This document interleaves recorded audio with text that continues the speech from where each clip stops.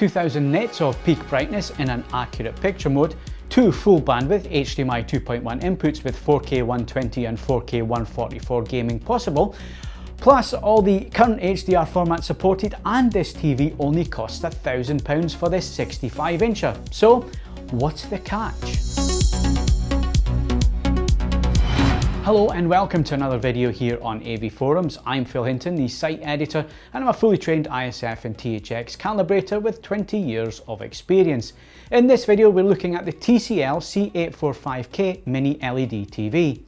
The C845 is available in 4 screen sizes, starting with a 55-inch at £849, this 65-inch is £1,049, there's a 75-inch at £1,499, and a massive 85-incher at £1,999. The TCL C845 is the top mini LED TV in the 2023 TCL UK lineup, and it has a 4K 10-bit LCD VA panel with quantum dot technology, using a mini LED backlight with 576 separate dimming zones and full array local dimming controlled by an advanced algorithm.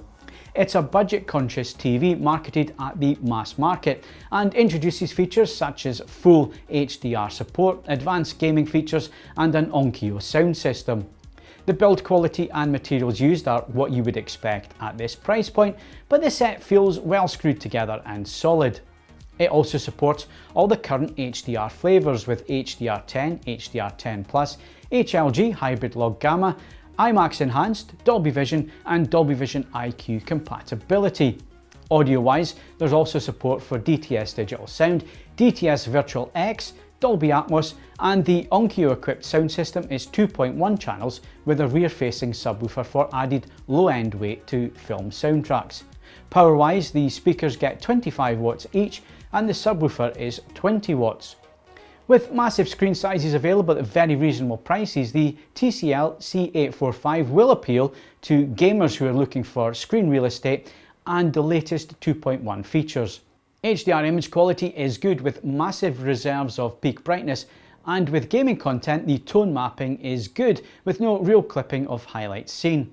We get 2 full bandwidth 48GB per second HDMI 2.1 ports and the promise to run at a maximum of 4K 144Hz with a gaming PC. With the latest generation of consoles you get 4K 120, AMD FreeSync Premium Pro VRR support, ALLM auto low latency mode and eARC support on a separate HDMI 2.0 port, so you don't lose one of your 2.1s for use with a soundbar, for example.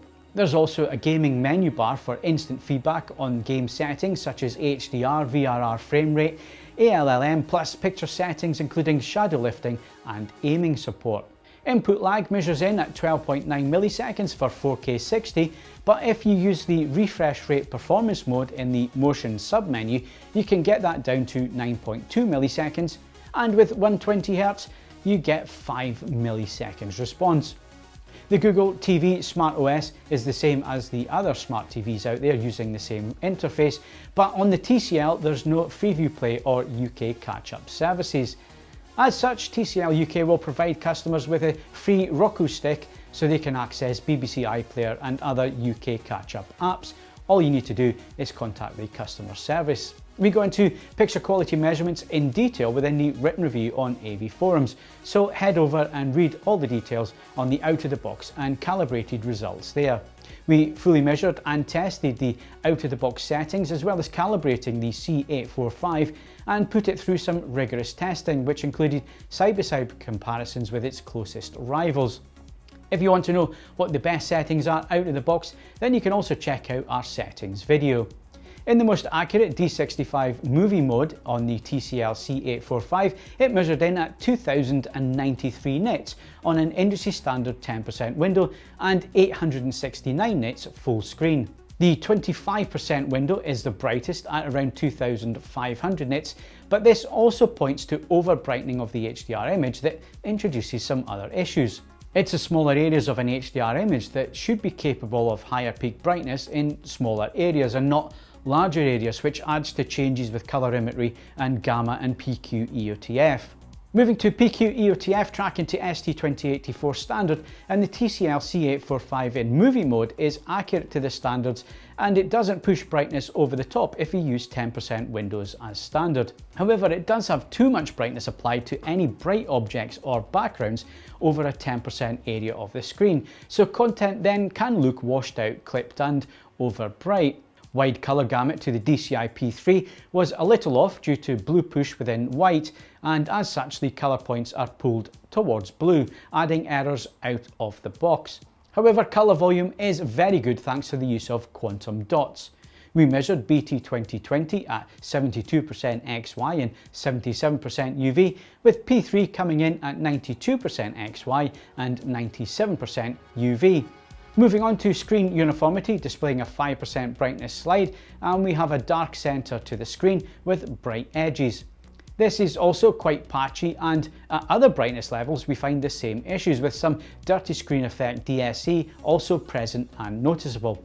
Uniformity is very patchy in places. With sports content that have uniform pitch colours and cameras moving over them, it really highlights DSE and it can make it incredibly noticeable.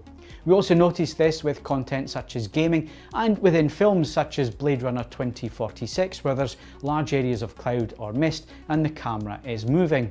Motion is very good for 24 frames per second content, as correct pull down is applied when motion is switched off. 50Hz broadcast is also good, with no major issues spotted with dropped frames or microstutter. You can also apply frame interpolation to sources, which introduces plenty of soap opera effect and artifacts around fast moving objects, so we recommend you leave that switched off. Upscaling is a little softer than we would like, and there were also plenty of junk pixels and noise noticeable in poor SD sources at 576i. Edges looked false with obvious ringing seen within certain types of content. If you feed the C845 a decent HD feed, then the upscaling looks much better with no real issues seen, although some can look a little bit noisy around edges. 4K sources look excellent with plenty of detail and sharpness without any backdoor processing being applied. Moving to HDR10 and HDR10 Plus content, and this is where the TCL can really excite and frustrate in equal measure. Yes, the peaks can look dazzling and there is detail within the highlights up to the clipping points, but the contrast and dynamic range are disappointing, which can make the C845 look a little milky and washed out in dark scenes. Plus, where things look accurate when calibrating to 10% windows, actual full screen viewing over large areas looks inaccurate and washed out, just like what we've seen with the Hisense U7 and U8K models, which share the same approach, although the Hisense had clips earlier and is not as bright as the TCL. With Dolby Vision content, we get a reversal of the over-brightening, as we have dynamic metadata telling the C845 how to map scenes, and the image looks darker than the standards in the Dolby Vision dark mode. Shadows are clipped and blacks crushed, which does rob some of the image depth and dynamic range, which will not be appealing to movie purists. It looks dim even in dark viewing conditions, but the Dolby Vision IQ mode, which uses the light sensor to match your viewing environment, also has all the picture adjustments missing, and interpolation is added on high, so you get soap opera effect and an image that is not close to how it was intended to be seen. TCL really should rethink this approach and leave the controls available for end users to set it as they desire in Dolby Vision IQ. We're about to show you some side-by-side comparison shots on video, but bear in mind that these are not representative of what I can see here in person, and they're captured on a camera with a restricted dynamic range. They're then edited and then compressed and uploaded to YouTube, and then further compressed and changed by YouTube before you see them on your display, which in all seriousness is probably not calibrated, so looks different again to what I see here in person. So these clips really are for illustration only. The TCL C845 is an almost identical TV to the Hisense U7K in terms of features, but it does offer more peak brightness capabilities. Plus, at the time of this review in August 2023, it's £500 cheaper than the U7K. The 845 was set to movie mode and the Hisense was in filmmaker mode. The TCL is much brighter than the U7K, and this was evident straight out of the box in our comparisons. Plus, the tone mapping for HDR10 content was also much better and resolved much more peak highlight detail, where the Hisense clipped that detail away over 600 nits. The peak brightness performance, mixed with better image processing, saw the C845 continually better the U7K with HDR formats that we viewed, with the Hisense perhaps looking a little bit more accurate in SDR, but the TCL was just a more polished performer overall. Next, we moved to a 65-inch Hisense U8K, and running the TVs in the same identical modes as the last comparison, there was no difference in the results, even though we're now using a higher-end UHK from Hisense. The Hisense still clips highlight detail in HDR content over 600 nits, and with common 1000 nit master content, this results in detail being clipped away when it's clearly visible on the TCL. Hisense need to change their approach to follow the mastering display metadata tone mapping. Throughout our comparisons, we saw the same results as had appeared with the U7K, and the TCL resolved HDR peak details with much more authority, and with most content the Hisense was missing highlight details that was easily seen on the TCL.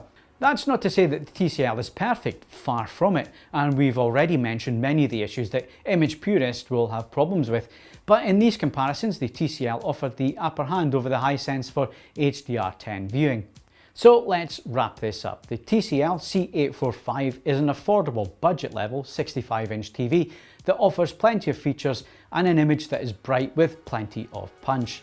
The problem for movie enthusiasts is that this brightness is inaccurate and can cause the image to look washed out in darkroom viewing.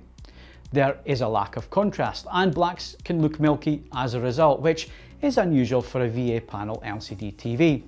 The reason is the local dimming algorithm adds too much brightness and gamma adjustment to SDR and HDR10 content, with some raised blacks and black bars within scope movies that are just not black.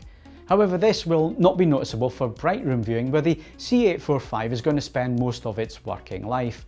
Hopefully TCL will fix this issue with a firmware update for those looking for accurate images. For everything else, the C845 is great value for money with very good gaming features, including 2 full bandwidth Hdmi 2.1 ports, and eARC is on one of the other HDMI ports, so you don't lose both of your 2.1 ports if you want to add a soundbar, for example. As a large screen gaming TV, it is a fantastic option, giving users access to the latest features, a huge screen with very good HDR performance, and fast input lag for even the most demanding of gamers. Don't forget, the full in-depth review at AV Forums goes into all of this in much more detail, so head over and check it out. If you've enjoyed this review, then please do give it a like, and if you want to see more TV reviews from AV Forums, including our thoughts on the 2023 flagship models, then please consider subscribing to the channel. Thanks for watching.